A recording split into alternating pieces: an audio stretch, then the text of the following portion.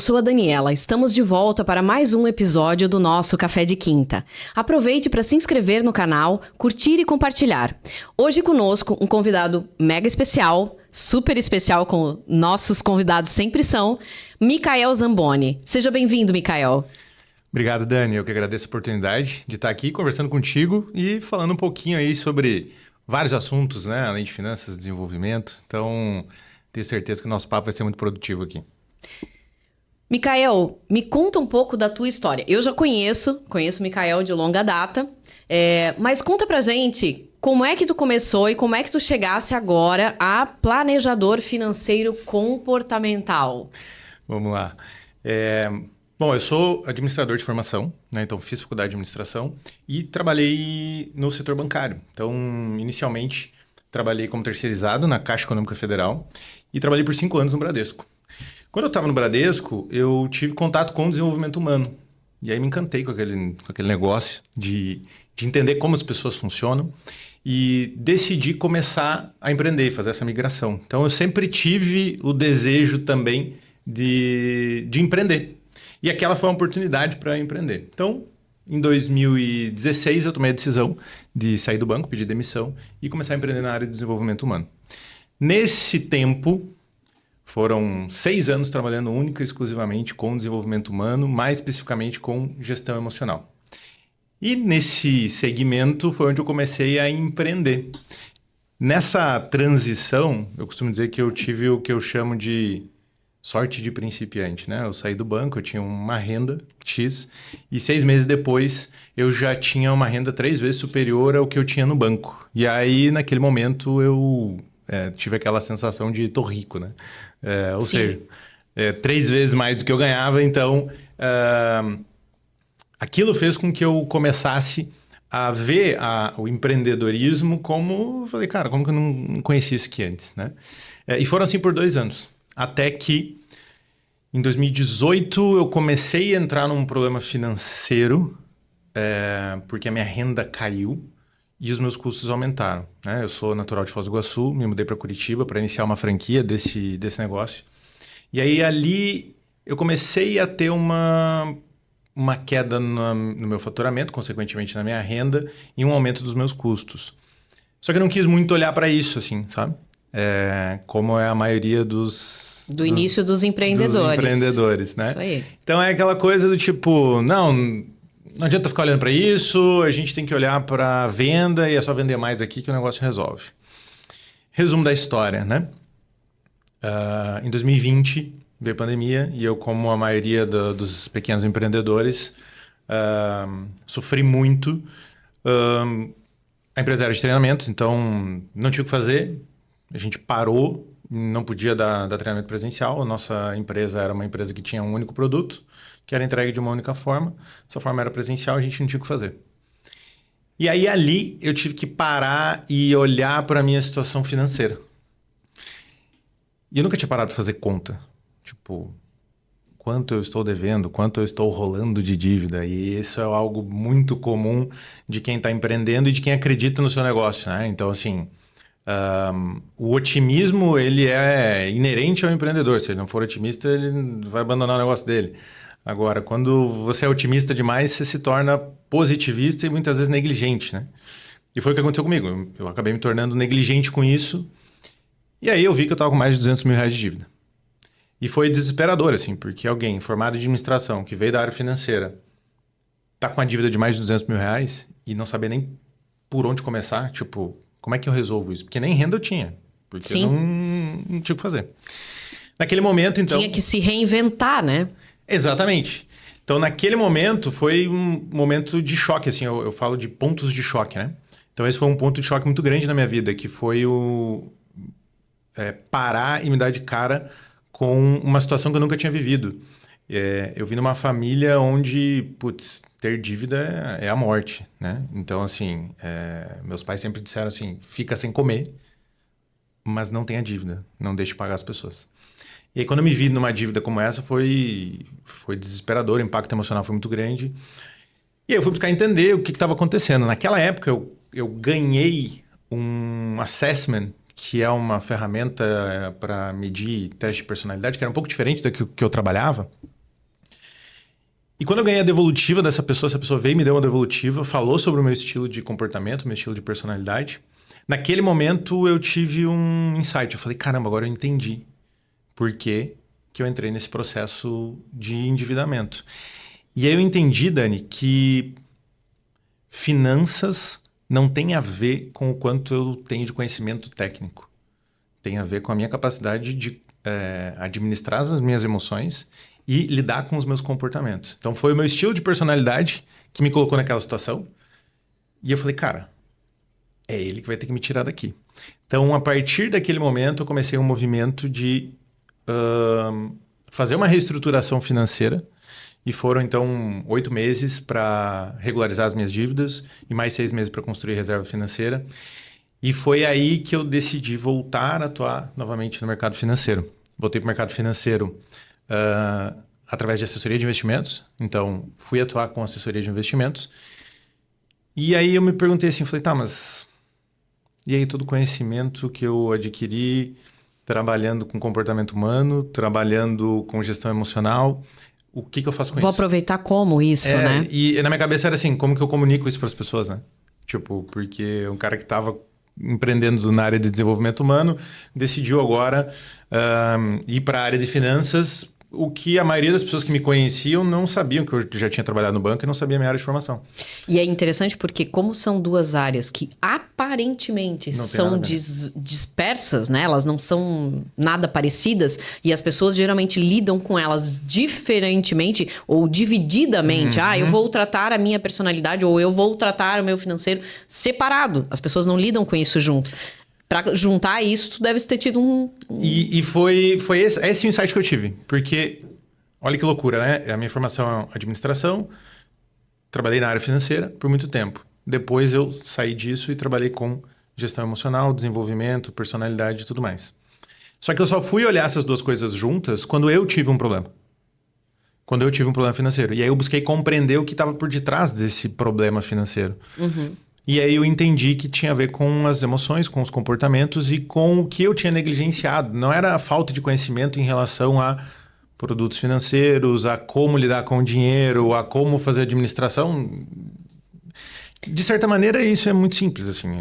Eu costumo dizer que, cara, finanças, a matemática das finanças, ela é muito, muito simples. Mas o teu emocional, às vezes, não deixa você olhar para aquele problema. Exato. Né? Então, você sabe que tá em desalinho, mas você não quer olhar para saber quanto exatamente é a dívida mensal, quanto que é o déficit, se tem déficit ou se tem saldo positivo, né? Isso é muito comum e é uma característica muito comum de todos os meus clientes, né?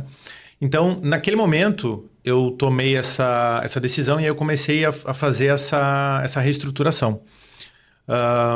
Voltei a atuar no mercado financeiro através de assessoria. E aí alguns amigos começaram a ver no meu Instagram que eu estava trabalhando com isso. E eles vieram falar, cara, tu faz consultoria? Tu faz algum tipo de mentoria? Eu falei, não faço. Por quê? Tu precisa para alguém e tal, que tu conhece? Não, é para mim. Eu falei, como assim para ti? E aí eu comecei a descobrir que algumas pessoas que eu conhecia, que eram amigos meus, tinham um problema financeiro e eu não fazia ideia. Que não aparentam, mas tem. Exatamente. E eu falei assim... Não, cara, eu te ajudo. Tá, e quanto tu me cobra? Eu falei, não faço a menor ideia, porque eu não tenho um produto sobre isso. Eu apliquei na minha vida, funcionou e eu posso te ajudar. E foi aí que começou a nascer esse trabalho. Então, eu costumo dizer, eu não sou planejador financeiro de formação, eu sou planejador financeiro de vivência. Então, foi algo que aconteceu comigo. Eu reestruturei minha vida financeira. A partir disso, eu comecei a ajudar alguns amigos. Então, teve uns 3 ou 4 amigos que eu ajudei.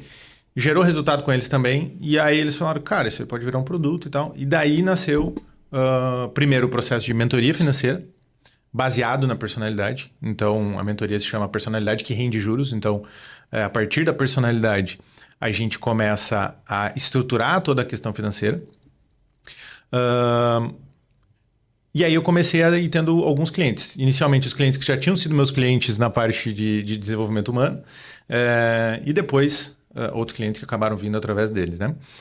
E até início desse ano eu atuei ainda com assessoria de investimentos. Mas eu identifiquei que, cara, de fato eu sou mais útil e eu acredito que as pessoas precisam mais de mim do que as instituições financeiras. Sim. Então, elas têm muito mais poder e as pessoas têm muito mais dificuldade de lidar com isso. E como minha principal especialização, até por hora de contato, é com comportamento humano, porque foram mais de 2.000 pessoas que eu atendi, que eu treinei. E tranquilamente foi mais de 6.000 horas de mentoria individual que eu fiz. E eu posso dizer, eu fiz o treinamento contigo. É verdade. E ele realmente faz com que você olhe para as outras pessoas de outra forma, além de olhar para si mesmo de outra forma. Então, aquele treinamento que tu tinhas antes, ele já dava algum resultado, né? E olha que eu fui uma cliente muito avessa, né? Eu não queria muito mudar. Eu diria. Mas era avessa mesmo, assim. Eu não estava acreditando em nada daquilo, Sim, né? Eu sim. sou da área financeira, também sou muito cética, né? Nesse ponto. E me fez muito bem. Então, assim, eu entendo que hoje o que tu tá aplicando deve ter um resultado fantástico. Eu costumo dizer que... bom, tu trabalha atendendo empresários também, então tu vê isso na prática todo dia, né? Muitas vezes quando a gente olha só para a parte de números, a gente... É como tomar um remédio para dor de cabeça, sabe? A gente resolve aquele problema ali na hora, só que se a gente não entender o porquê que eu tô tendo dor de cabeça de maneira recorrente, ou quais são os hábitos que estão fazendo com que eu tenha dor de cabeça, não vai resolver. É buscar a causa e não a solução, né? Exatamente. Eu preciso buscar a raiz do problema, porque senão eu vou estar sempre remediando. E é o que acontece com a maioria das pessoas. A maioria dos... principalmente empresários, empreendedores. Eles buscam uma consultoria quando? Quando deu BO.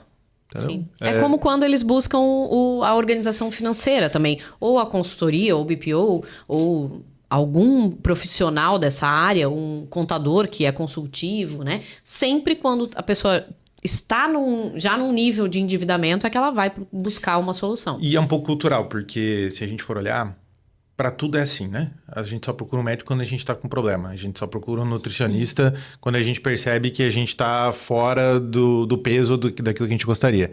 Então a gente tem uma tendência, uma cultura de remediar e nunca de compreender profundamente para evitar que aqueles problemas continuem acontecendo.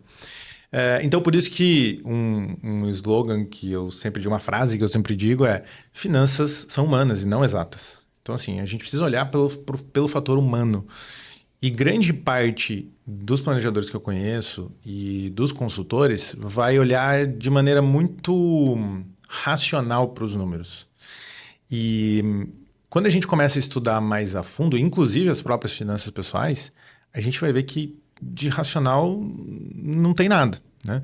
Então, as finanças, principalmente do ponto de vista pessoal, elas são muito mais regidas pelas emoções, e aí tem vários estudos que demonstram isso, do que pela questão teórica ou pela questão racional. Então, o grande diferencial do trabalho é, de fato, olhar para isso que traz um resultado mais perene. Mas, naturalmente, como um processo de desenvolvimento humano também, não é simples, não é um período de... Pensa, você fez a vida inteira do mesmo jeito. Não é com 1 mês, 2 meses, 3 meses que você vai mudar completamente. Tu vai gerar consciência e aí tu vai começar a ter alguns ajustes de comportamentos, né? Então, hoje, o trabalho ele está muito mais focado nessa questão emocional do que na questão financeira. E... que é o iceberg das finanças que eu digo, né? Então, todos nós, a gente quer, de alguma maneira, construir riqueza, né? Então, o cara que buscou empreender, qual motivo ele busca empreender? Essa é uma pergunta que eu faço muitas vezes para os meus clientes ou em alguns treinamentos e palestras. Acaba sendo a insatisfação daquilo que você já tem. Você quer fazer uma coisa diferente, você quer ganhar mais, você vislumbra um crescimento profissional que às vezes na sua área você não tem. Aí você vai empreender. Né? Então, em geral, é isso. Mas a maioria das pessoas não tem nenhuma educação financeira na vida. Nem de adolescente, nem de adulta, nem de nada, né? Uhum. Mas deixa eu te perguntar uma coisa. Nessa tua transição de carreira, o que foi a maior dificuldade que tu encontrasse? Porque tu eras bancário, administrador, né? Uhum. E fosse para a área comportamental. Qual foi o maior desafio que tu encontrasse ali? Quando eu saí de bancário, que daí são duas, né? Eu saí de bancário para a área de desenvolvimento. Então, essa foi a primeira migração. Então, eu fui porque eu me encantei muito com o compreender o que estava por detrás. Um exemplo, né? Trabalhava no banco e eu fiz esse treinamento a primeira vez. O primeiro treinamento que eu fiz de desenvolvimento humano, eu trabalhava no banco. E era de mapeamento de personalidade. Então, eu conseguia compreender e visualizar nas pessoas as emoções, como que elas enxergavam a realidade, por que elas faziam o que elas faziam. Foi a sensação que eu tive quando eu fiz também. E aí, quando eu voltei pro banco para trabalhar, eu falei, cara, esse cara não podia estar no caixa, esse cara não podia estar fazendo isso, a habilidade dele é em outro lugar, ele deveria estar fazendo outra coisa. Então, eu me encantei muito com aquilo. E aí, quando eu decidi sair, migrar, e aí vem um ponto interessante do ponto de vista financeiro, eu falei, putz, aqui no banco eu tenho, né, uma renda, tem todos os benefícios, né, que uma instituição financeira dá para os seus colaboradores, que é PLR, enfim, uma série de coisas, e que acaba, ao meu ver, aprisionando muitas pessoas lá. Porque você se acostuma com aquela quantidade de renda, né? Se acostuma com a quantidade de renda, com as linhas de crédito que tu tem lá dentro. Os A benefícios. maioria dos meus colegas estão lá até hoje, muitos deles já gostariam de ter saído, mas tem financiamento bancário, tem uma série de crédito e assim, a maioria das pessoas que eu convivi na época, não sei como é isso hoje, mas na época era assim, o banco acreditava o salário, ele já pegava de volta, porque vinha em cartão de crédito, financiamento e tudo mais. Então meio que fica preso ali, né? Corrida dos ratos. Exatamente. E aí quando eu falei, cara, eu quero sair, eu pensei, tá, mas eu tô um pouco nessa situação. Então, eu tive um processo ali de 9 meses, 9 a 12 meses, para me libertar dos comprometimentos financeiros que eu tinha criado para mim e construir uma reserva financeira que eu pudesse ter 12 meses de espaço para fazer coisa errada. Então, Sem receita. Então, eu pensei assim, cara, se esse negócio aqui der ruim, eu tenho 12 meses. Então, eu vou testar durante 6 meses. Se em 6 meses o negócio não desenvolver, beleza, eu vou conseguir emprego em outro banco tranquilamente. Não sou casado, não tenho filhos, não tenho um passarinho para dar água, como disse. Falei, cara, Na época, né? Não tem nada a perder na época, Claro. né? Então, tô falando de quase 10 anos atrás. Não tem nada a perder, vamos embora. E aí foi onde eu disse que eu tive ali a sorte de principiante e que às vezes é ruim a gente começar bem. Por quê? Eu li, acho que foi hoje ou ontem, no livro, é uma frase do Bill Gates que diz que o sucesso é o pior professor que tem, né? Porque ele faz com que você acredite Que você é muito que bom você é muito e que bom você- e que nada vai dar errado. Exato. Né? E foi um pouco do que aconteceu comigo. Então, nos primeiros 6 meses, funcionou muito bem, porque eu comecei a empreender dentro de uma franquia, essa franquia já ia muito bem. Então eu me vi assim, nossa, tipo, deu tudo certo, nada mais pode dar errado, nada mais me abala. E aí um hábito que eu tinha na época que era de não gerar comprometimento financeiro ou de sempre manter uma reserva mesmo que ela fosse mínima, eu falava assim, cara, não preciso mais olhar para isso. Então eu parei de olhar o preço das coisas, eu parei de questionar, eu parei de pedir desconto, eu parei de fazer uma série de coisas, porque na minha cabeça era assim, tá, era uma conversão e tem muitos empreendedores e principalmente profissional liberal que faz essa conversão do valor do produto dele. Tipo, não, isso aqui se eu vender X produtos, eu pago esse gasto que eu tive. E era mais ou menos isso que eu fazia. Eu falava assim, não, se eu vender tantas inscrições aqui do curso que eu vendo, eu já pago esse custo que eu fiz. Eu tenho muitos clientes médicos que fazem essa conta, do tipo assim, isso aqui são 2 plantões. Esse gasto que eu tive são 2 plantões. Esse valor aqui, se eu pegar mais um hospital, eu resolvo, né? E isso vai trazer um vício, né? Sem considerar que, querendo ou não, o tempo da tua vida é limitado, né? Então, assim, vou pegar mais um hospital, mais não sei quantos plantões, a gente sabe que a vida dos médicos, principalmente, Sim. às vezes é 80 horas de trabalho direto, sem folga, Eu né? tenho clientes... Teve uma cliente específica que me chamou muita atenção na entrevista inicial, antes de iniciar o processo com ela. Eu falei, quantas horas trabalho por semana? E aí ela foi meio que fazendo a conta. Acho que ela nunca tinha feito a conta. E ela me falou, Michael, são 96 horas por semana. E eu falei, não, tá errado isso aqui. E aí Eu fiz a conta de quantas horas tem uma semana inteira. E eu vi que dá 160 e poucas horas, contando 24 horas por dia, né? E eu falei, cara, você passa a maior parte do teu tempo no trabalho. Isso gera um grande problema, não só do ponto de vista financeiro, porque a gente acaba perdendo a referência das coisas. E esse é um grande problema em absolutamente tudo, quando a gente fala de comportamento, e que se reflete muito nas finanças. Quando a gente perde referência, a gente começa um baita de um problema. No caso das horas, o que acontece? Teve um dia, essa mesma cliente, eu falei assim, viu, a gente marcou para tal dia, acho que era quarta ou quinta-feira, uma coisa assim. Ela falou, nossa, Micael, eu tô perdida, não sei que dia é hoje. Porque ela trabalha sábado, ela trabalha domingo, ela trabalha de madrugada, ela trabalha... Então ela perdeu a referência de fracionamento de tempo. O tempo para ela tava só se repetindo. O tempo, ela não consegue fracionar. E aí, uma das coisas que a gente trabalha dentro da parte de planejamento para se cumprir um plano financeiro eu chamo de hábitos financeiros, né? É uma ferramenta que eu utilizo que se chama hábitos financeiros. Que é o seguinte, a gente define um orçamento para uma área específica da sua vida e a gente vai entender quanto que você pode gastar dentro do mês, dentro da semana, dentro dos dias ou dentro dos pontos de frequência de gasto que tu tem. Então, por exemplo, vou no mercado toda semana, né? Se eu vou no mercado toda semana e o meu orçamento, por exemplo, é R$1.200 para gastar com o mercado, então significa que cada vez que eu vou no mercado, se eu vou uma vez só, eu posso gastar R$300.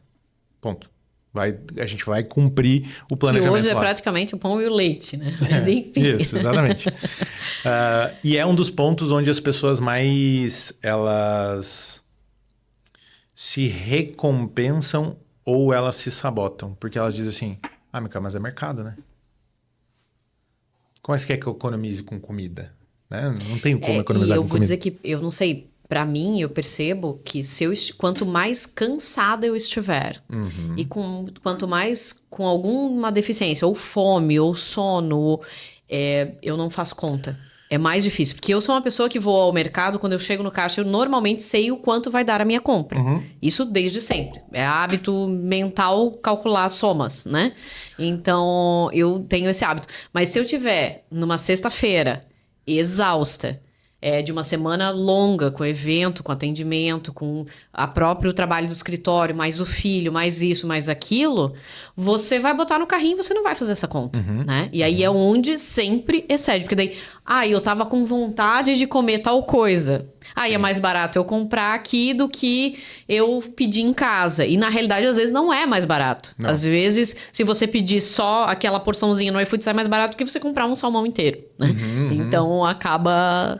É uma conta que não fecha daí, né? E isso só devido ao cansaço. E é legal isso que você está falando, porque quando aconteceu essa situação comigo, e eu tive a minha percepção intuitiva, intrínseca, enfim, de tipo, cara, o problema são as emoções, né? Aí eu comecei a estudar, eu fui me dedicar a estudar uma outra área, porque eu estudei administração para empresas, né? E aí eu falei, cara, deixa eu estudar mais finanças pessoais, porque esse é um problema, né? Um problema que eu tive.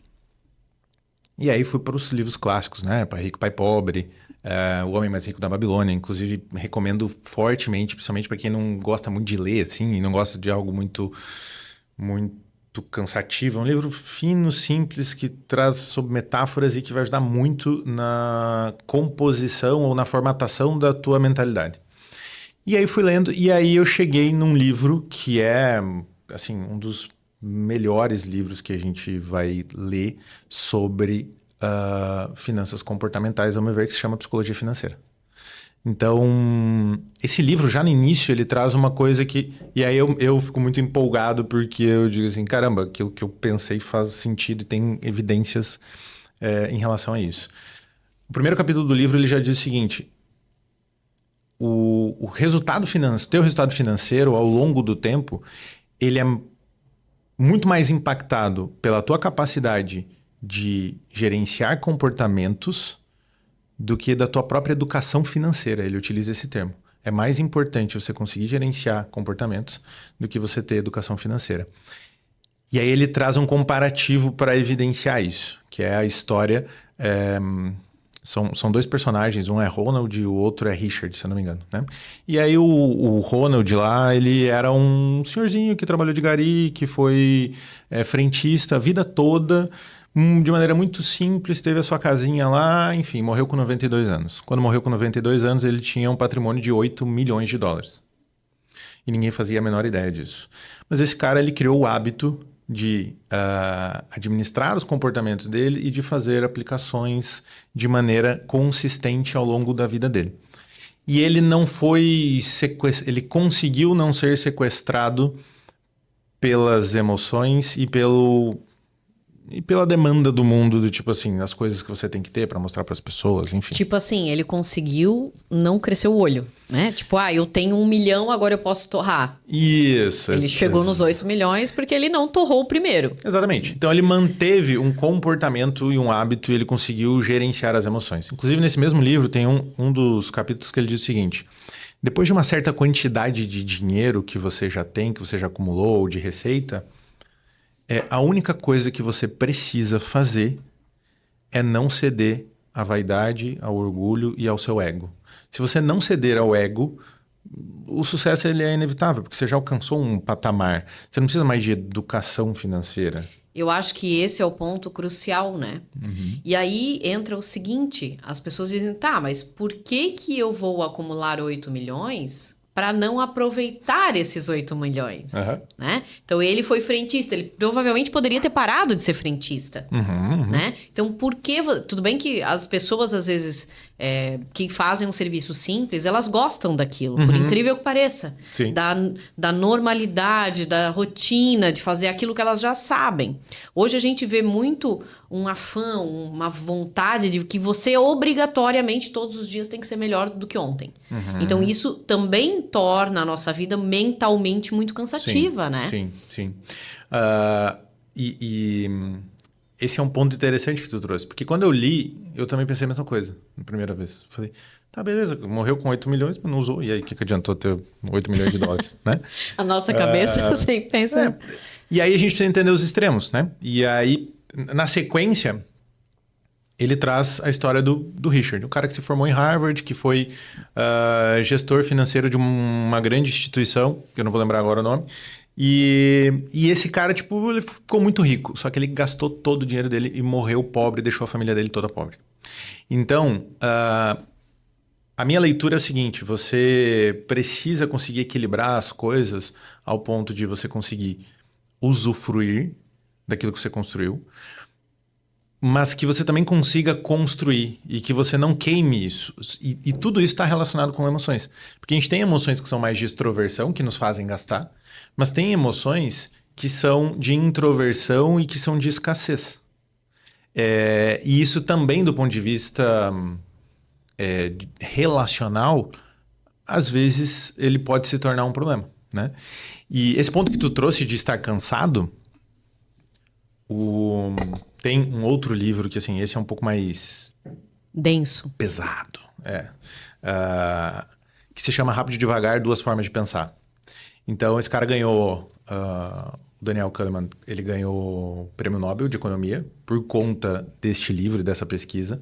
E, basicamente, o que ele conseguiu comprovar, né, assim, o resumo do livro e da tese dele é o seguinte: nosso cérebro tem 2 sistemas, o sistema 1 e o sistema 2. O sistema 1 é o sistema rápido, que toma decisões automáticas, rápidas e que ele não para pensar. E o sistema 2 é o sistema que a gente precisa parar, analisar, tomar as decisões. O sistema 2 gasta muito mais energia da gente. Então, quanto mais cansado a gente está, mais a gente vai utilizar o sistema 1 e menos a gente vai tomar decisões de maneira consciente, né? Tu sabes que há mais de 10 anos atrás eu fiz um curso do Domi Miller, não sei se tu conheces. Não. Ele, na época, tava aparecendo em todas na época, pouca mídia, né, ainda 10 anos atrás, recém-lançado o WhatsApp, mas ele falava exatamente isso, e ele fazia uma analogia com o elefante e o condutor. Então, o elefante é aquele moroso, pesado, que já está cansado e que toma 95% das decisões do teu dia. E o condutor é essa pessoa que tem raciocínio, ele vai parar para pensar e ele toma 5%, porque ele não tem capacidade de dominar o elefante por mais do que aquele 5%. Exatamente. Então, assim, eu sempre converso, às vezes, com as empresárias que elas têm que eliminar uma certa dose de tomada de decisão. Porque, principalmente para as mulheres, isso é um peso, uma carga mental muito grande, assim. Sim. Ela acaba se tornando uma exaustão mental, né? A gente fala muito com as mulheres 40 a mais, tal, que estão nessa fase já da confusão mental, né? Eu brinco que eu comecei a esquecer palavra, mas não, é brincadeira.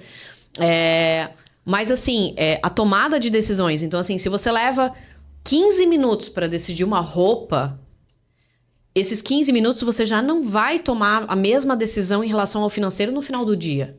Então, se você deixar o seu financeiro para resolver no final do dia, você vai tomar decisões impensadas. Porque você já tomou a quantidade de decisões que você precisava naquele dia que era suficiente para o seu condutor estar satisfeito.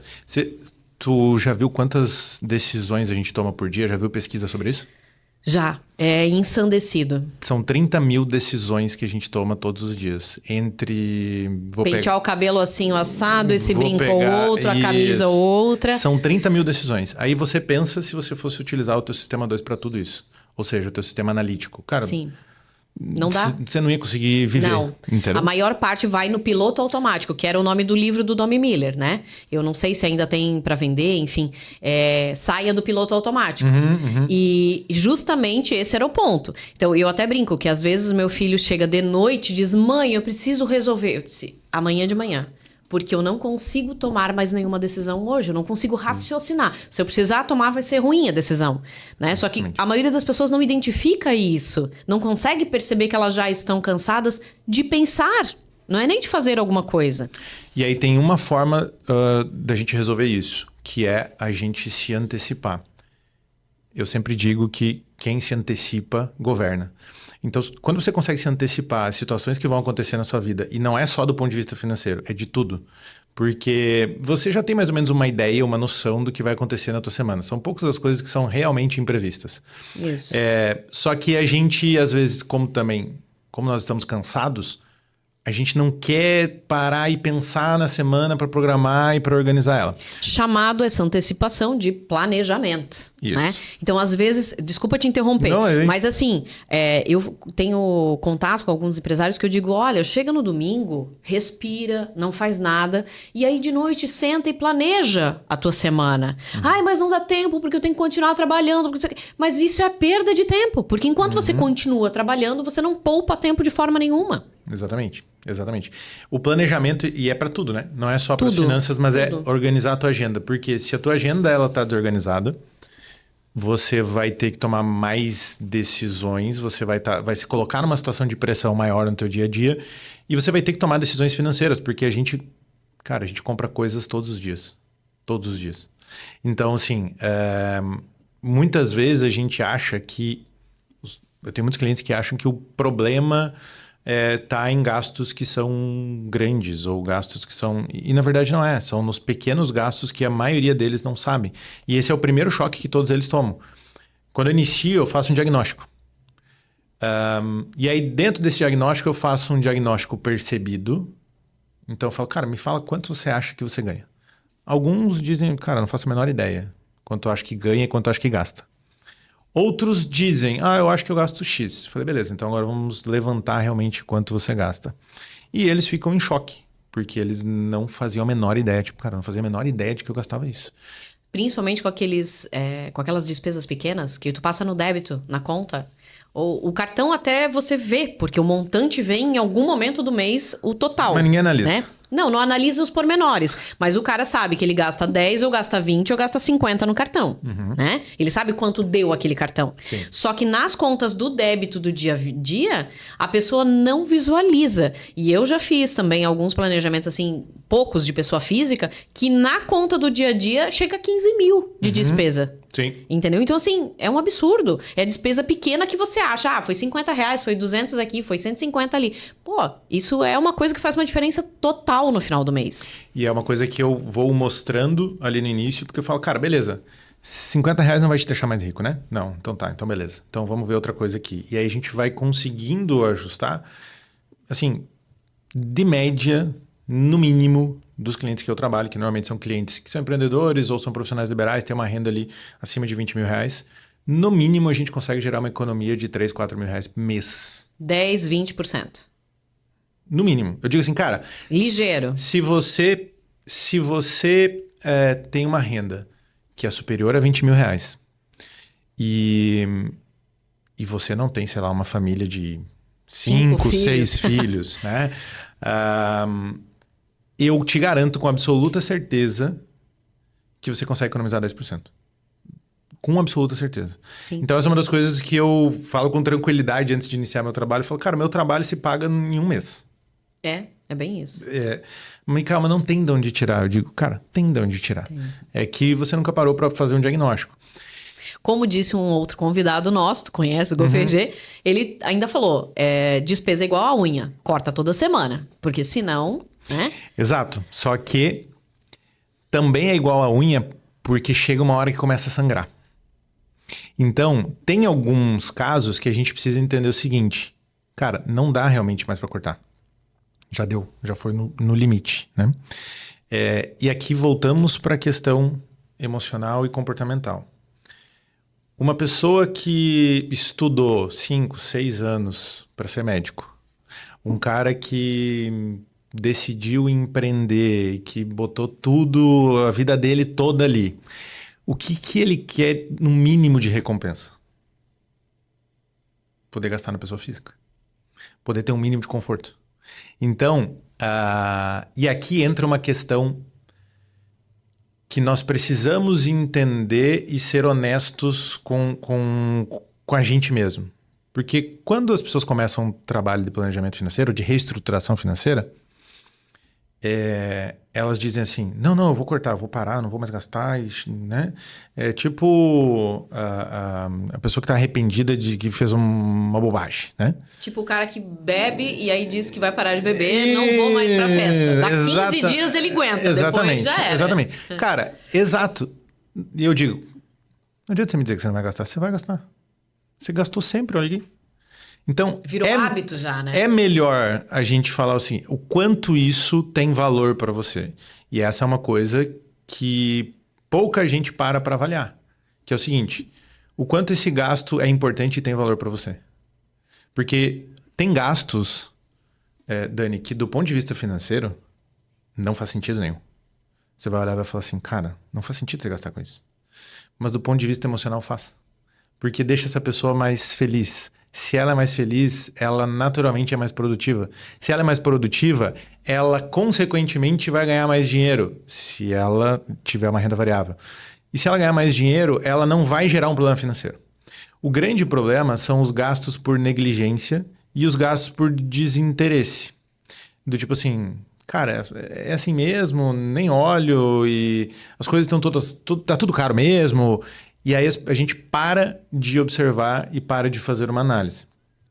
Eu realmente preciso disso? Eu realmente quero isso? São perguntas que você se faz, né? Antes de comprar. Precisa hoje? Você vai comprar? Eu tenho como pagar? Né? Tudo isso é interessante. Quando a pessoa se habitua a pensar, ela acaba tomando decisões diferentes. Só que aí que tá. Aí a gente volta pro problema que a gente tinha antes. O cansaço. Eu tenho o sistema 1 e tenho o sistema 2. Então, qual é a única forma de eu resolver isso? Se eu sempre tiver que pensar, eu não vou parar para pensar. Porque o meu sistema 1... É que é muito louco, não é você que decide. Não, o cérebro ativa e desativa. Eu sempre disse isso nos treinamentos de desenvolvimento humano, de gestão emocional. Eu disse assim, não existe controle emocional. Não existe controle emocional. Você tem que ter controle emocional. Não existe. Por que não existe controle emocional? Porque nós não temos o controle se uma emoção será disparada ou não. Então a gente tem duas possibilidades, tá? Ou a gente precisa ter um conhecimento muito grande sobre as emoções para que a gente consiga perceber quando ela é disparada e a gente tenha recursos para fazer gestão dela e minimizar os danos. Ou seja, um exemplo, sentir raiva. Raiva é simples de você perceber, né? Raiva é muito simples de você perceber. Você fica com raiva, você percebe. Agora, orgulho não é fácil de perceber. Não. Vaidade não é fácil de perceber. Você não percebe rápido. Então, como ela inunda a tua corrente sanguínea, a gente está falando de algo que é bioquímico e que inunda a tua corrente sanguínea, quando ela é disparada e você não tem a decisão, você não decide se ela vai ser disparada ou não, você precisa ter a percepção e entender qual a emoção é e ter um recurso para poder gerir ela. Essa é uma das formas. A mais difícil, né? E aí me dizem, mas como assim não tem controle? Não tem controle porque a emoção ela é um sistema ela é um mecanismo de segurança. Então, por exemplo, você está na BR e do nada alguém te fechou, inesperadamente, né? Uma emoção é disparada para gerar um comportamento rápido, sem que você precise pensar, para que você consiga se proteger daquilo. Luta ou fuga, sim. Isso, né? Então ela é disparada. E aí vai levar um tempo até aquilo sair da tua corrente sanguínea, tá? Nesse momento específico, beleza, foi uma coisa que aconteceu. Pontualmente, então, né? Uma emoção ela é disparada ou por algo que acontece fora de mim, ou por algo que eu pensei. Na maioria das vezes, das pessoas, é elas mesmas que criam o ambiente. Nosso cérebro não sabe o que é ansiedade. A ansiedade é uma coisa interna, é a voz interna da pessoa comendo o coco dela e criando uma situação que não existe ainda. O nosso cérebro não sabe o que é realidade e o que não é. Então, aquilo que a gente pensa repetidas vezes acaba se tornando uma realidade. Então, ou a gente tem essa habilidade, ou então, qual é a melhor forma da gente não ter um disparo emocional? Entender o que é que dispara as minhas emoções e evitar aquilo. É tipo assim, cara, eu não quero mais comer chocolate, não quero mais comer doce. Vai resolver se eu comprar chocolate e deixar em casa? Não. Eu tô dificultando o meu processo, eu tô gerando um gatilho na minha frente. Então, o que eu faço? Cara, eu não compro chocolate. Tive uma cliente faz umas 2 semanas. Ela tinha uma compulsão, assim, com roupa, né? Cara, o negócio é roupa e tal. E aí eu disse, tá, beleza. Falei, então a gente vai, como a gente começou o processo de reestruturação e tal, vamos fazer um compromisso aqui de você não comprar roupas agora até a gente concluir nosso plano e decidir quanto que você vai poder gastar com roupa, beleza? Beleza. Deu uma semana. Na outra semana ela falou, Micael, eu tenho que te falar, não aguentei. Eu falei, comprou roupa dela? Ela falou, sim, mas foi a minha despedida, disse ela. É o bêbado falando, né? E aí depois eu vou te explicar, assim, cientificamente porque isso acontece, né? Ela falou, foi despedida. E aí eu falei, mas ela tava se sentindo muito mal. Ela tava se sentindo culpada porque ela tinha quebrado a confiança dela comigo. E eu falei, não precisa se sentir mal e tal, tudo bem, como é que foi? Me conta o que aconteceu. Então, Micael, eu falei, você saiu de casa pra comprar roupa ou tu comprou online? Não, eu... A compra online acabou com metade das pessoas que não tem controle, né? Exato. E aí ela falou assim, não, eu comprei na loja física. Eu falei, tá, mas tu saiu de casa pra comprar roupa? Daí ela falou, não saí de casa pra comprar roupa.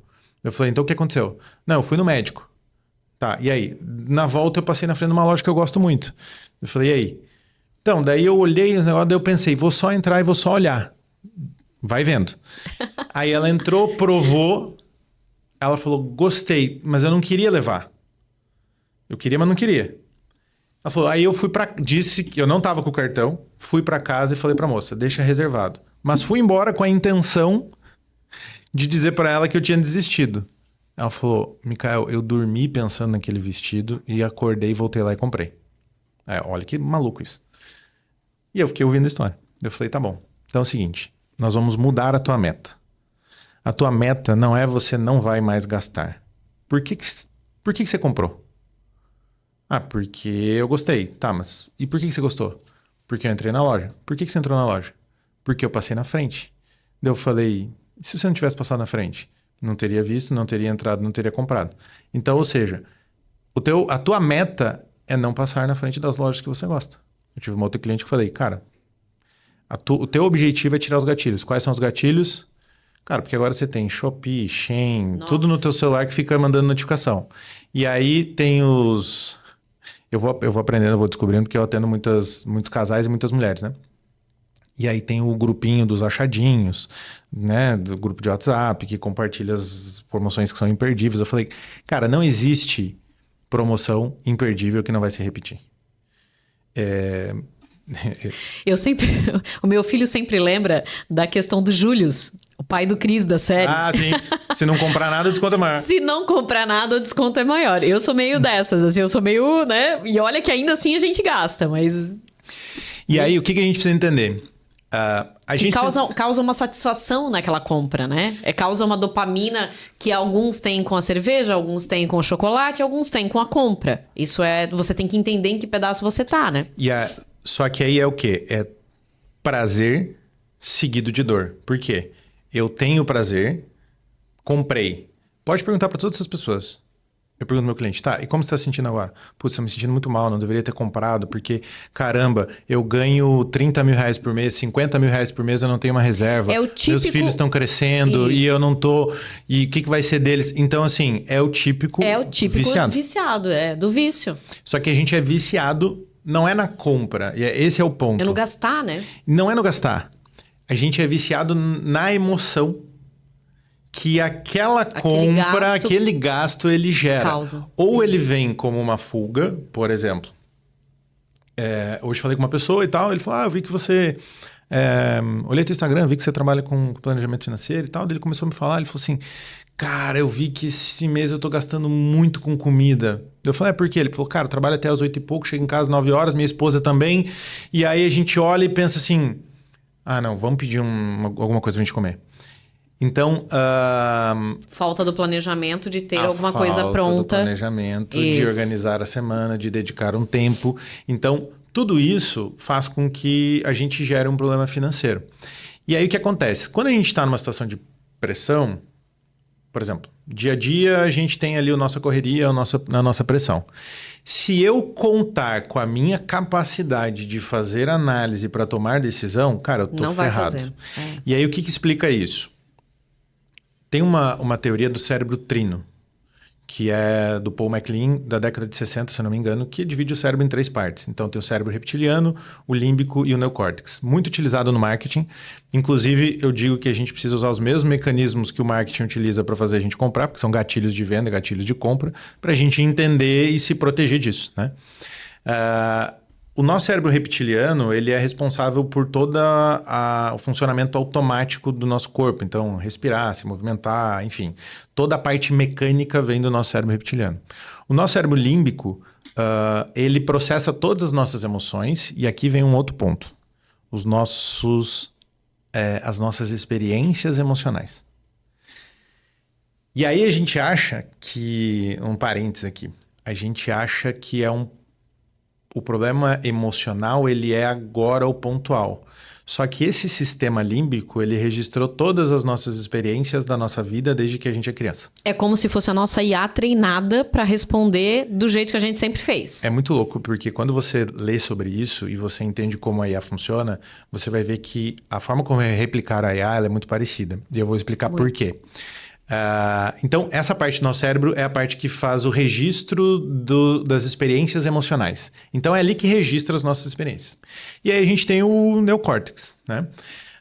O neocórtex é a nossa parte, é a parte do cérebro que faz a gente planejar, raciocinar e pensar. Historicamente, ela é a mais recente. O reptiliano e o límbico são mais antigos na história da humanidade, né? Então, eles têm um treinamento, uma estrutura maior do que o neocórtex. Quando a gente está numa situação de pressão, o reptiliano e o límbico, eles agem junto, chamado de cérebro animal. Então, há aqui o que se chama, dentro do cérebro límbico, tem uma parte do cérebro que se chama amígdala. Há o sequestro emocional. E esse sequestro emocional faz com que tudo aquilo que você sabe, todo o teu planejamento, toda a tua capacidade técnica, ela vai pro buraco. Pro ralo. Ela vai pro ralo, porque você age de maneira primitiva, não exatamente como os primitivos, né? Mas você age de maneira muito mais intuitiva e sem raciocínio nenhum. Então, não adianta você saber que você precisa gastar menos. Não adianta você saber que você não pode comprar. Não adianta saber que é supérfluo uma ou outra coisa. Você precisa treinar o seu cérebro. E é isso que... Tem um livro que eu gosto muito também, eu trouxe, inclusive, você falou que eu poderia... Sim, né? Por favor. Então, depois eu pego aqui pra gente olhar, que se chama A Mente Acima do Dinheiro, tá? É como as emoções impactam. E esse livro, ele traz várias pesquisas sobre isso, então é muito interessante, né? E ele diz que a única forma de a gente mudar isso é fazendo o quê? É treinando. Porque quando a gente treina, isso acaba entrando pro nosso cérebro reptiliano. A resposta automática vira a parte boa. Ela e não vira uma parte... resposta automática. Tu sabes que isso é interessante porque desde muito cedo eu não sou uma pessoa indecisa. Eu sempre fui uma pessoa que ou eu gosto ou eu não gosto, ou eu quero ou eu não quero. Né? Então eu saía para fazer uma compra. Vou usar o meu exemplo que fica bem claro isso. Sim. Eu não tenho por hábito comprar na primeira vez que eu olho. Então assim, vou fazer um treinamento.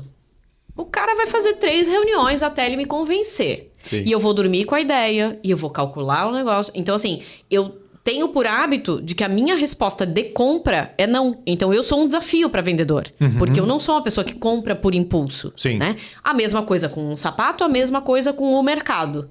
O mercado é o que acaba me levando a decisão mais impulsiva, porque ou tu já tá cansado, ou geralmente são valores menores, né? Tu vai lá pegar o pão e o leite, então pega o pão e o leite, aí peguei mais um negocinho e tal. Então, acaba sendo valores menores. Mas as pessoas tendem a dizer, e esse sapato tá em promoção.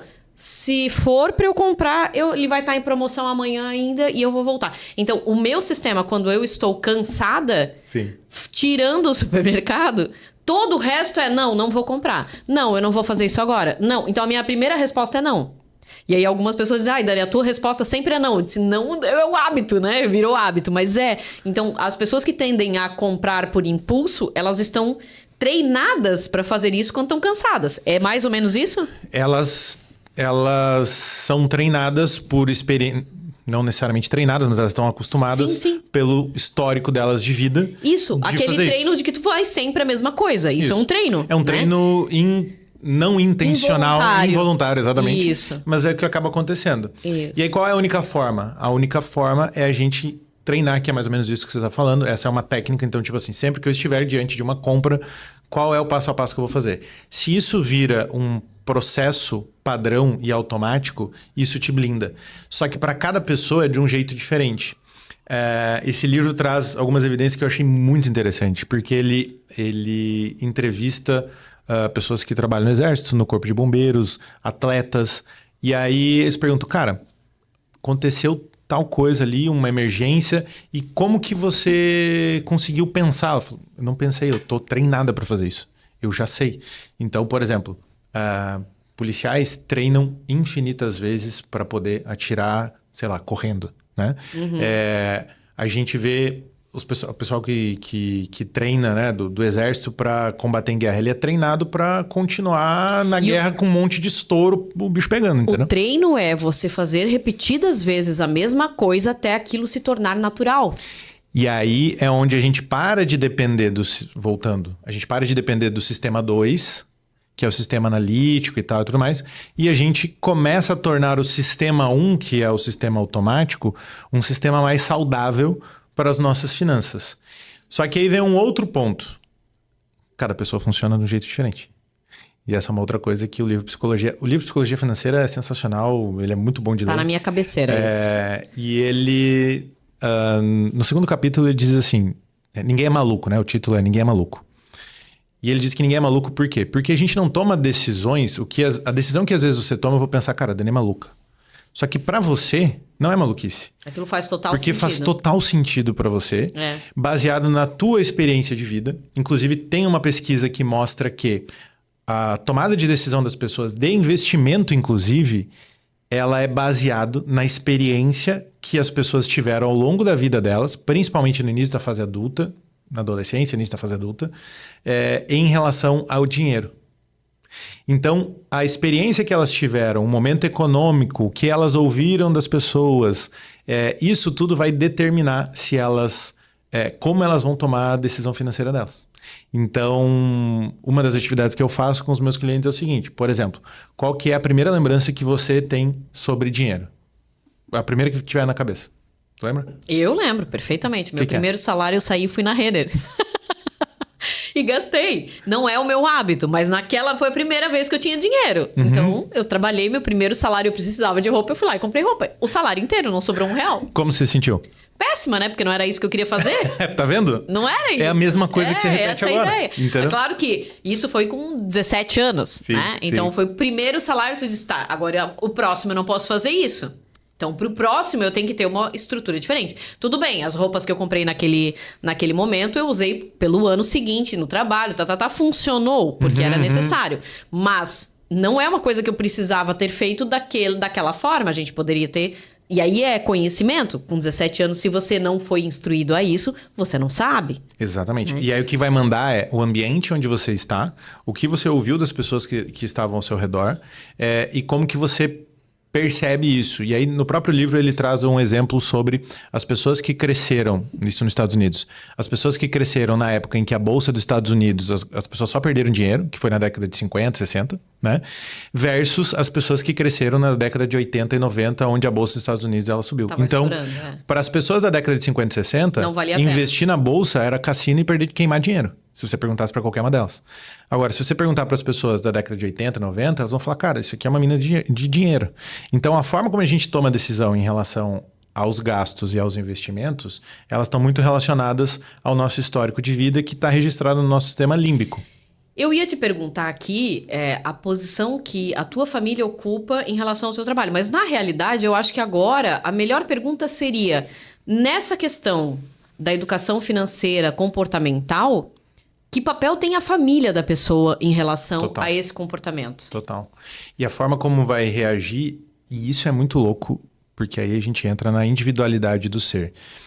E a minha proposta com o meu trabalho parte do seguinte pressuposto. O indivíduo ele é único, independente do meio em que ele viveu. O meio influencia, porém não determina. Sim. A forma como a gente reage ao meio, sim. Então, por exemplo... No meu caso, os meus pais sempre foram muito controlados com dinheiro. Muito, extremamente controlados com dinheiro, né? Ao ponto de ser parecido com a história do Ronald, que eu contei aqui no início do livro, que era o frentista e tudo mais, e que morreu com dinheiro, tá? Então, o que eu percebi? Eu percebi que os meus pais sempre tiveram uma restrição. Eles sempre se privaram. Eles... nos deram tudo que a gente precisava, nunca nos faltou nada. Só que eles sempre tiveram essa coisa do tipo, cara, não dá pra gastar. A gente não sabe como é que vai ser o dia de amanhã. A gente não, né? O que causa também um sentimento de escassez, né? Isso. E aí, eu olhava pros meus pais e falava assim, cara, não faz sentido pra mim viver assim. Olha na minha cabeça. Pra mim não faz sentido viver assim. Então, o que aconteceu comigo? Quando eu... comecei a trabalhar no banco e tal, eu ainda... E isso é muito louco, porque na minha programação, eu tenho isso. Não se gasta dinheiro com qualquer coisa, não se põe dinheiro fora e tudo mais. Sim. Mas aquela minha experiência, aquela minha visão de olhar para o ambiente, eu falava, cara, poxa, meus pais não saem para jantar fora, pra você ter uma ideia. Entendeu? Controladíssimos. Tem 2 freezer em casa, mas não sai pra jantar fora, né? Então, assim, comida não falta. E a linha de raciocínio é assim, cara, vai sair pra jantar fora porque você tem um monte de comida em casa, né? Mas eles usufruem pouco de todo o trabalho, de toda a dedicação que eles tiveram ao longo de toda a vida, né? E eu falei, cara, eu vou aproveitar. E isso gerou em mim o que eu chamo de um efeito pêndulo, né? Então, ou seja, eu fui pro outro extremo. O outro extremo é, cara... eu vou viver, não sei se eu vou estar vivo amanhã e tal, enfim, vamos embora. E isso fez, nessa época minha de transição do banco para começar a empreender, onde eu comecei a gerar um volume financeiro muito bom, cara, comparado com as pessoas que eu convivia, a minha renda era tipo 3, 4 vezes maior do que as pessoas que eu convivia, inclusive pessoas da minha família. Então eu falava, cara, eu vou aproveitar. E nem me passava pela cabeça, tipo assim... vou guardar mais. Pra quê? Né? Porque aí vem o otimismo, vem as emoções do tipo assim, cara, vai dar certo, tá funcionando, não tem como dar errado. Por isso o sucesso é um péssimo professor, né? Sim. Então eu comecei tendo sucesso e isso foi um péssimo professor. E aí eu cheguei a um ponto da questão do endividamento e tudo mais. Aí o que veio na minha cabeça? Lá no fundo, uma voz que me dizia...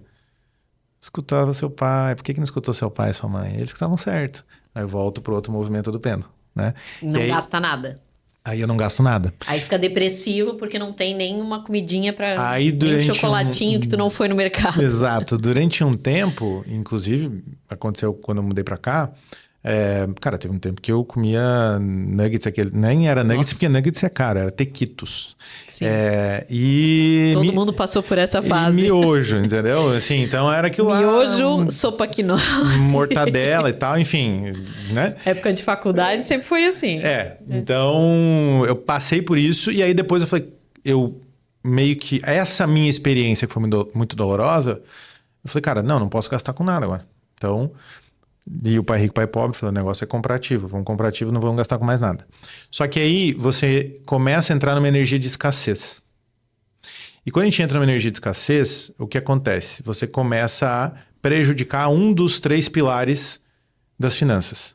Para mim, as finanças ela tem 3 pilares. Então, é gerar renda, gerir a sua renda e multiplicar a sua renda. Tá? Normalmente, as pessoas que são empreendedores, profissionais liberais, são muito bons em gerar renda. São ótimos geradores de renda. Excelentes. Mas são péssimos gestores financeiros. Sim. A gente trabalha com muito empresário que sabe o quanto faturou, mas ele não tem a menor ideia do que é lucro dele. Não. Né? E além disso, quando a gente fala de profissional liberal, tem casos que a pessoa tem uma receita astronômica e aí, de repente, ela não tem nenhuma.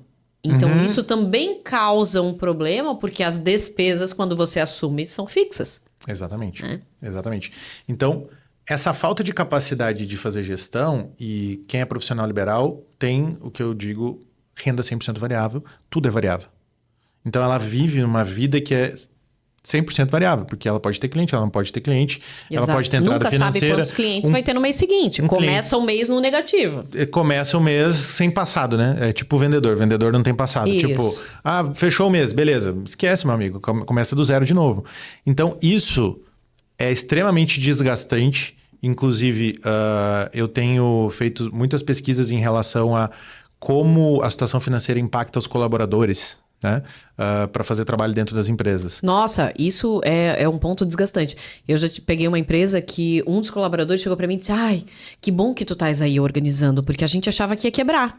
Eu disse: não vai, é assim, tem que gerir o fluxo positivo e negativo quando Sim, tem, né? exatamente. Então, não se apavore. Tem mês que paga, tem mês que não paga, tem mês que negocia, né? Então, enfim, né? E aí, essa é uma incerteza que, por exemplo, nas pesquisas que eu fiz, eu não encontrei, mas ela é muito pertinente. Mas, por exemplo, o que essa pesquisa demonstrou?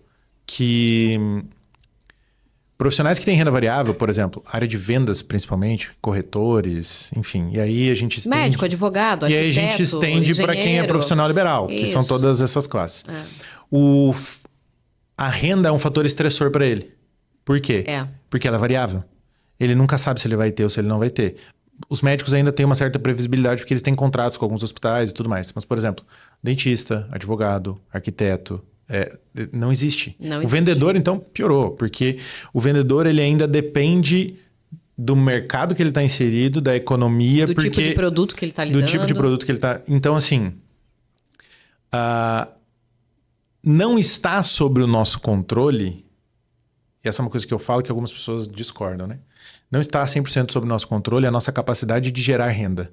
Mas está 100% sob o nosso controle a nossa capacidade de fazer a administração daquilo que a gente tem. Isso. E se antecipar a esse tipo de coisa. Então, uma das coisas que eu faço com os profissionais liberais é entender o seguinte. É encontrar quanto ele realmente ganha. Porque eles não sabem. Sabe como eles me respondem normalmente? Me respondem da seguinte maneira. E assim, isso é muito louco porque tem a ver com a configuração do nosso cérebro.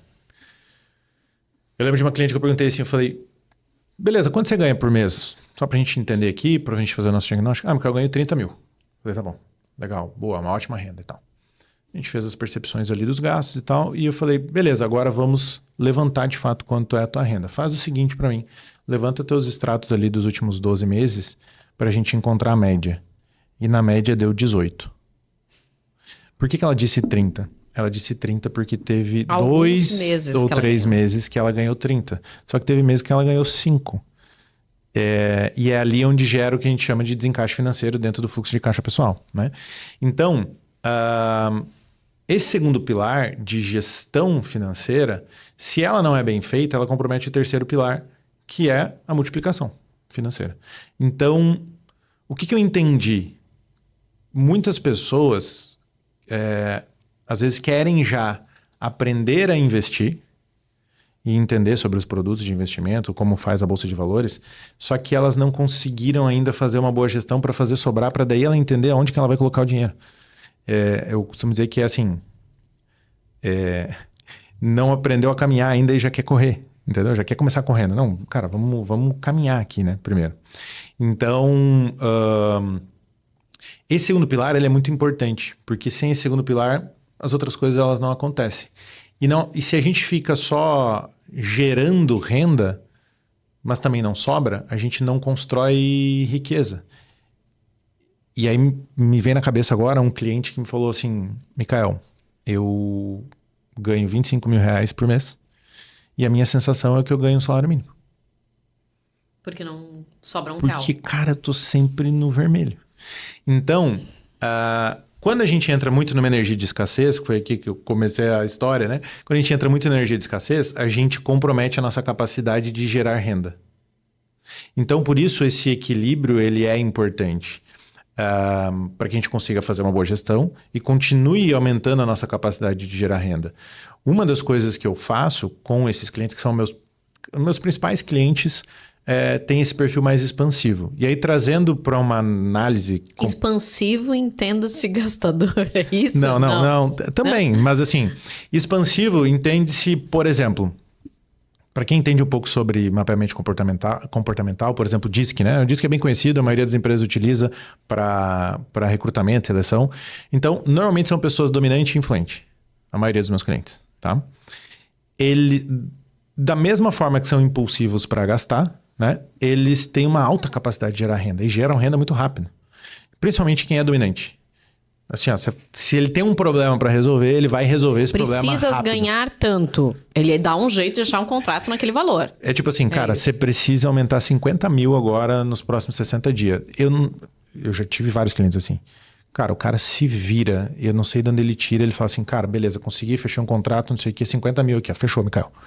Então, quem é dominante é resolutivo e se ele tem um problema para resolver e ele entendeu e ele aceitou que ele precisa gerar essa renda, ele vai lá e faz. Tá? Só que ao mesmo tempo, ele tem aquela coisa assim, não olhar os detalhes. Isso aí é 50 reais, não, isso aí é 100, isso aí não vamos se incomodar, tá? É tanto. Então ele acaba não olhando para essas coisas. E esses detalhes juntos, eles formam algo grande. Então, uma das coisas que eu falo para esses clientes é, beleza, você não gosta de analisar detalhe, né? Então tá, não tem problema. A gente vai juntar os detalhes e eu vou tornar isso uma coisa grande, aí você vai olhar. Então, quando eu pego... É a questão do débito de pouquinho que passa e vira 15 mil. Uhum, exatamente. Entendeu? Aí vira grande. Aí é uma despesa grande. Mas, por exemplo, quando você deve passar por isso, tá? Porque quem iniciou um negócio, não é uma regra, mas a maioria das pessoas que iniciam um negócio tem ou dominância alta, ou influência alta, ou os dois. Eu tive um cliente que eu tive que visualizar isso nele, entender. E foi bem depois do Enneagrama que eu consegui entender isso. Porque... Do treinamento que a gente fez, né? Porque é o seguinte... Quando você mostra as despesas, mesmo que sejam as fixas, o cliente não quer olhar. Ele não quer visualizar aquilo. Aí tu dá dois valores grandes. Tá, então você precisa ganhar... X e Y na pessoa física e na pessoa jurídica, e o teu montante é tanto. Tu dá uma meta pra ele, ele vai atrás daquilo. Sim. E ele resolve aquilo. Exatamente. Então, quando ele tá focado nessa meta, ele consegue dominar o problema e se tornar uma constante. O problema é que quando ele esquece essa meta, ele não faz a captação, que é necessária, né? Mas eu ia te fazer uma pergunta do seguinte... Tem duas situações que são bastante problemáticas e que aparecem muito, tá? Uma é o caso de tanto empresários quanto profissionais liberais que começam o mês no negativo, porque eles já têm as despesas, mas eles não têm previsão de receita. Essa é uma situação para se trabalhar. E outra é de empresas que têm recorrência e têm um déficit mensal. Elas trabalham a venda, às vezes sai um pouquinho do lugar e tal... Como é que tu poderias dar de informação o que trabalhar melhor em cada uma delas? Tá. Normalmente, quem não gera nenhum tipo de recorrência é o profissional liberal. Então, alguns empresários também. Que fazem venda pontual e aí tem que vender todo mês. Isso. Primeira coisa que eu digo, né? E essa foi uma coisa que eu aprendi alguns anos atrás, né? Que um negócio ele precisa ter margem, ele precisa ter, de alguma maneira, uma forma de gerar escala ou de multiplicar, e ele precisa ter algum tipo de recorrência, porque é isso que vai pagar as contas. Então, a primeira coisa que eu falo para qualquer cliente meu, o meu foco principal é pessoa física, né? Mas normalmente elas estão misturadas quando eu atendo esse cliente. Então, o pequeno empresário, ele tem, assim, por hábito, misturar. É um dos maiores problemas que a gente tem hoje. O profissional liberal também. Então, assim, ele não sabe quanto o negócio dele dá de lucro porque ele tem gasto pessoal lá dentro. Ele não sabe quanto ele gasta na pessoa física porque ele gasta dentro da pessoa jurídica. No fim das contas, do ponto de vista comportamental, isso é um sistema de sabotagem. Ele realmente não quer saber. Não quer. Entendeu? Eu tive cliente que disse pra mim, não, eu tiro em dinheiro porque essas despesas pequenas eu nem quero ver. Isso. É engraçado isso, mas... Mas é um recurso do próprio cérebro de se proteger. Tudo que é vivo foge da dor e busca prazer. Então, a gente não quer ter contato com a dor. A gente quer aquilo que é mais prazeroso. Então, uma das coisas que ajuda é a gente começar a entender que, cara, tem coisa que é ruim, é chato e não tem o que fazer. E é isso aí mesmo, eu vou ter que enfrentar, né? Então, para esses clientes, primeira coisa que eu faço... Cara, você precisa construir alguma coisa com previsibilidade. Ou um produto que tenha uma espécie de recorrência, ou então, já fiz isso com clientes, tá? Falei, cara, para você é melhor vender a prazo do que à vista. Vende a prazo, porque daí você sabe que todo mês você vai ter uma entrada e aí você não gasta. Por quê? Ele vendia à vista ou ele vendia a prazo e antecipava. E aí ele usava todo o dinheiro, no mês que vem ele não tinha. Então, o que acontece? O cliente dele continua pagando, mas ele não está recebendo. Então, isso muitas vezes faz parte do processo de reestruturação. Então, cara, você vai vender parcelado? Então, receba parcelado. Porque daí você consegue estabelecer uma meta de quantos clientes eu tenho que ter pagando parcelado para ter uma entrada de caixa para pagar as minhas contas, né? Uma forma que eu sempre sugiro, e poucas pessoas olham para isso, profissional liberal e empreendedor, cara, isso é tipo lei, assim. Olha as coisas de maneira anualizada. A gente tem um hábito, porque a gente foi criado assim e porque a maioria das nossas contas são mensais. Então a gente olha tudo de maneira mensal. Só que a gente não olha de maneira anualizada. Quando a gente olha de maneira anualizada, por exemplo, quantos gastos eu tenho ao longo de todo o ano, considerando IPTU, IPVA, matrícula de colégio, e aí entra uma série de outras coisas. Renovação de seguro, todas as coisas que são gastos pontuais, que quando você olha para uma janela de um mês, às vezes não aparece. Mas quando você olha para a janela de um ano, vai aparecer. E você define qual é o número que você precisa. Esse é um movimento que eu faço depois do processo de diagnóstico. Então, a gente olha para quanto está sendo e a gente define, a gente olha tudo anualizado. Ó, você estava gastando, sei lá, 240 mil reais por ano, né? A gente conseguiu fazer uma redução aqui dentro do nosso planejamento, você vai precisar de 200 mil. Você precisa de 200 mil para a tua pessoa física, beleza? Beleza, é isso que você vai tirar da tua empresa. Se ele tem uma empresa, a gente tem dois caminhos. Ou a gente olha o que a empresa é capaz de entregar para ele, para não sangrar a empresa, porque quem mais sangra a empresa é o dono, né? Ou então a gente... Ou o dono ou o imposto. Exato, né? São os dois sócios, né? Exatamente. Ou então a gente olha para a pessoa física. No meu caso, eu sempre começo olhando para a pessoa física porque o meu trabalho é voltado para a pessoa física. Então eu olho e falo, cara, tu precisa de tanto. A empresa precisa te dar 200 mil reais por ano, beleza? Para você pagar tudo, certo? Ou a empresa ou a tua atividade profissional. Como que a gente vai fazer para conseguir isso? E aí é onde quem tem alta dominância, alta influência, ao meu ver, reina. Porque eu digo para ele assim, cara, se você fizer 200 mil em 3 meses que você conseguir tirar esses 200 mil, cara, teu ano tá garantido. Você não precisa mais se preocupar. Só não é para gastar os 200 mil naqueles 3 meses. Não, óbvio. Mas assim, ó, você tá garantido, entendeu? Sim, sim. Então, tu consegue deixar isso aplicado, isso aí você vai pagar ao longo do tempo. Então, para quem não tem previsibilidade, cara, você precisa ter algum tipo de previsibilidade. Essa é uma das coisas. Não tem outro segredo. Não. A forma de minimizar isso é gerar previsibilidade nos gastos também. Porque normalmente não tem. Porque a pessoa não sabe exatamente quanto ela gasta. Quer ver a pior resposta que tem para mim? E muito comum é assim: quanto você gasta com isso aqui? tu acha? Então, Micael, depende. É muito variado, né? Beleza, eu sei que é variado, mas quanto mais ou menos? Tu já parou pra olhar? Não, é que às vezes dá mais, às vezes dá menos. Quando que dá mais e quando que dá menos? Então não é feito essa análise, a pessoa não olha pra isso, né? E quando a gente fala do empresário ou do empreendedor que começou, aquele negócio é a subsistência dele. É. Então é meio que... Tem algumas É a coisas... subsistência e muitas vezes é o sonho, né? Porque Sim. as pessoas sonham em ser empreendedores e ter sua própria empresa e trabalhar para si próprio e não percebe que isso tem que vir com um aprendizado de gestão. Muitas pessoas não querem aprender sobre gestão. Sim. Eu já tive muitos clientes que ele delega a gestão para qualquer funcionário para não precisar olhar para aquilo. Sim. Então isso faz com que a empresa não cresça, porque a pessoa não está olhando para a gestão. Ela não consegue sentar, mesmo que seja para os valores macro, sentar para decidir, tomar decisão. Dizer, precisa cortar custos, precisa demitir, preciso... até quando eu vou levar essa dívida? Né? A sim. pessoa não toma decisão. E isso é um dos maiores problemas que a gente tem. E a gente volta para a questão emocional e comportamental. Sim. Se essa pessoa não entender que ela tem um padrão emocional, comportamental que está sabotando isso, ela nunca vai tomar essa decisão de falar, cara, eu preciso olhar para isso e eu preciso encontrar a minha forma de fazer.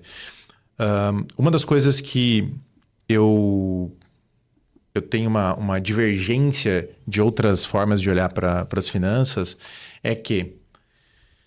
E eu trago um pouco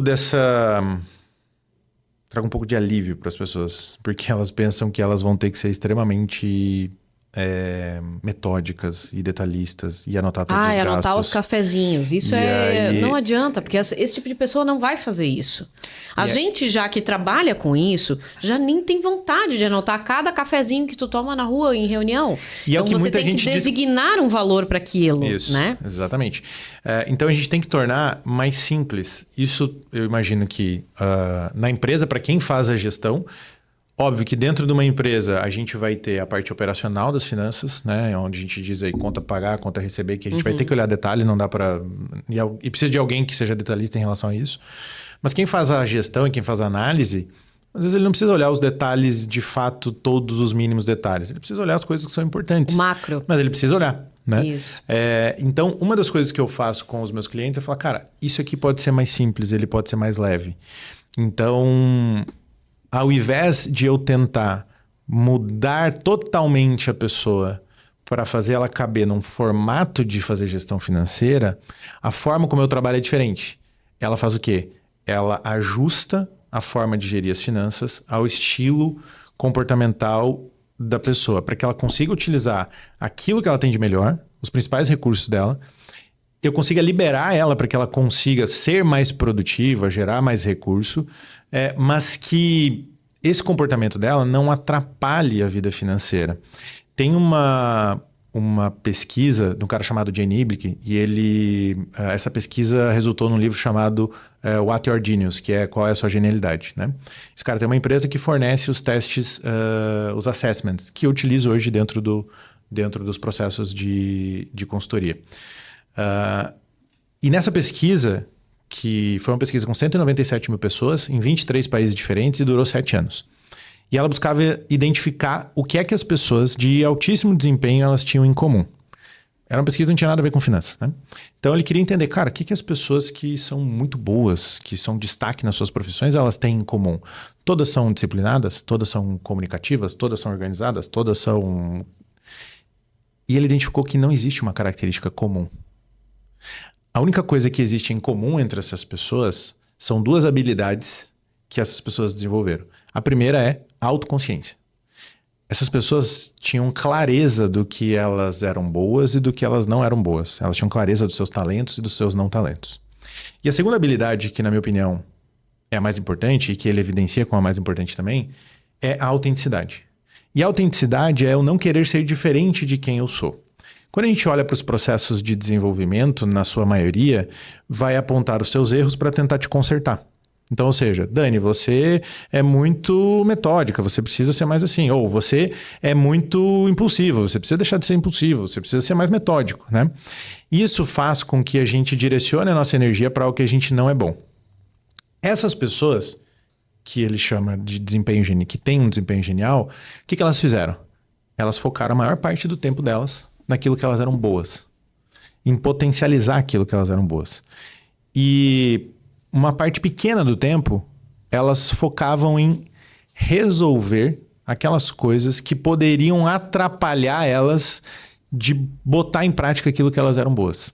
Isso fazia com que elas tivessem alto nível, né, uma alta performance. Um desempenho excelente. Exatamente. E aí, nas finanças é a mesma coisa. Por quê? Quando você pega uma pessoa que é, vamos lá, extremamente comunicativa, expansiva, que é vendedor, e aí você fala para ela, cara, você vai ter que analisar aqui todos os gastos agora, vai ter que anotar todos os teus gastos, você vai ter que olhar a tua planilha todo dia, você vai ter que abrir o aplicativo todo dia. Ele vai falar, cara, não tem como. Não tem como. Você tá matando esse cara. Uhum. E você não tá aproveitando nele a capacidade que ele tem. Então, o que eu preciso fazer com esse cara? Eu preciso... É como analisar o peixe pelo que ele voa. Isso. Não dá. Você avaliar o peixe pela capacidade que ele tem de subir na árvore, né? Isso. Tipo, não tem como. Não tem. Então você precisa... Esse é o meu trabalho. Trazer dentro do diagnóstico e mostrar, cara, sua situação ela é essa. E aí eu preciso simplificar, eu preciso trazer os pontos que são macros e dizer, cara, a partir de agora vai funcionar da seguinte maneira. Por isso... Por mais que eu utilize um sistema para acompanhamento das finanças, onde faz a integração bancária, de cartão de crédito e tudo mais, onde eu consigo ver a vida financeira dele, porque é mais importante para mim, ao meu ver, do que para ele, porque ele não vai olhar detalhe por detalhe, mais importante para ele do que olhar esses detalhes é ele entender na vida dele o que ele vai fazer e o que ele não vai fazer. Por exemplo, quanto ele pode gastar quando ele vai jantar fora. A cada quanto tempo ele pode comprar um negócio que ele gosta. A cada quanto tempo ele pode viajar. Qual é o orçamento que ele tem para viagem. Se eu entrego isso para ele, ou se a gente constrói isso juntos, e ele tem isso claro, ele se livra dos detalhes. Sim. E aí as finanças para ele ficam mais interessantes. Então eu tenho clientes que saíram de uma dívida de 180 mil reais para em 4 meses tá com uma reserva de 50 mil. Entendeu? Por quê? Foco, né? Alta capacidade produtiva. Ou seja, eles têm alta capacidade de gerar recursos.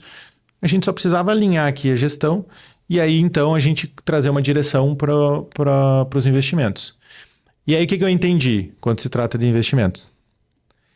Que o investimento pelo investimento para esse tipo de perfil de pessoas também não funciona. Tipo assim, vou acumular dinheiro. Pra que eu vou acumular? Que eu vou acumular dinheiro. O Jerônimo Temel fala isso num vídeo lá antes de 2019 já. Que justamente você precisa ter um pra quê. Uhum. Se você não tem um pra que fazer aquilo, a pessoa acaba se desestimulando na primeira a opção de deslizar, ela vai deslizar. Né? Exatamente. Micael, a gente falou de um monte de coisa aqui. Eu acho que o teu treinamento realmente ele é um divisor de águas, pelo que a gente pode perceber, tá? A gente falou de vários livros. O que tu gostarias de indicar de livros, que tu mencionasse alguns? Boa. Para quem quer um primeiro contato com finanças, Pai Rico, Pai Pobre, né? Lei obrigatório. O Homem Mais Rico da Babilônia, tá? E quem gosta dessa área do ponto de vista mais comportamental, eu trouxe 2 aqui, que é a Psicologia Financeira, né? Pode mostrar aqui. Aqui. Ali. Psicologia Financeira. E A Mente Acima do Dinheiro. Esse livro aqui é muito legal, ele traz muitas pesquisas, várias evidências. E é para quem quer entender mesmo o mecanismo do cérebro e como isso impacta diretamente nas finanças, né? E aí, claro, tem outros livros aqui. Um do Robert Kiyosaki que eu gosto bastante também é o Independência Financeira. Ele aprofunda mais aquilo que ele traz dentro do livro do Pai Rico, Pai Pobre. Excelente, maravilha. A nossa conversa foi incrível e é sempre muito bom ter um convidado com tanta informação e tanta bagagem, porque a ideia que a gente traz para os empresários é justamente dar ferramentas para que eles possam achar soluções. Mikael, queria te agradecer muito, muito mesmo. Foi uma aula, como tu sempre dás. Nossas conversas sempre são estouradas em 2 horas. Aqui a gente já tentou reduzir, né? Mas eu te agradeço a presença aqui, foi maravilhoso. Imagina, eu que agradeço, tá? O espaço, poder falar sobre isso, né? E a gente poderia ficar horas aqui, muito mais horas falando sobre isso, que é um tema que, de fato, que é muito relevante. Eu sinto que as pessoas carecem muito em relação a isso, porque não basta a gente saber o que a gente tem que fazer. A gente precisa saber como a gente faz e por que a gente tem tanta dificuldade de fazer aquilo que a gente sabe que tem que fazer. Então, obrigado pelo espaço, pela oportunidade, e vai ser um prazer aí, sempre que você quiser, estou à disposição para a gente conversar mais. Vamos falar muitas vezes ainda, com certeza. E agora, ficamos por aqui com mais esse episódio do nosso Café de Quinta. E se você quiser participar do nosso podcast, ser nosso convidado, você pode se inscrever ou no link aqui abaixo ou no link da bio do nosso Instagram. Ficamos por aqui, até o próximo.